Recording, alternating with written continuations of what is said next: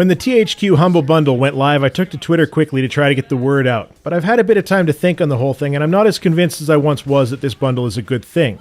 The Humble Bundle originally was a great way of getting rather well-known indie titles for very little money. It certainly did very little to give unknown indie titles a shot at the big time, rather focusing on getting money to charity as well as to the devs of good, proven indie titles. Being able to choose how your money was divided was also a really nice, feel-good sort of gesture. The pay-what-you-want method was such a new and bizarre one that it really took off. It enabled those without much money to pick up some good games for cheap, and it also let those with plenty of money do a really good thing. Unfortunately, it also allowed a great deal of freeloaders through the gates, but that was an expected outcome. They knew that the most important thing was to ensure that no paying customer, regardless of how little money was involved, was prevented from using the games. That was the whole point of the DRM-free versions of each title.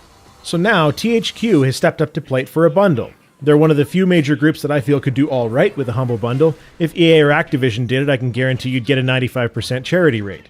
So THQ gets a little bit of a free pass because they're in dire financial trouble. Not that the Humble Bundle, even on its best day, would be able to solve their financial woes.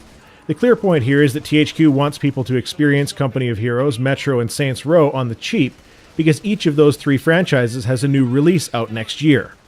I think the Humble Bundle has made a huge mistake in taking this on, however. First of all, they broke their no DRM rule. All the THQ games require Steam keys. This also means that they broke the pay-what-you-want model because there's a minimum of $1 for Steam keys.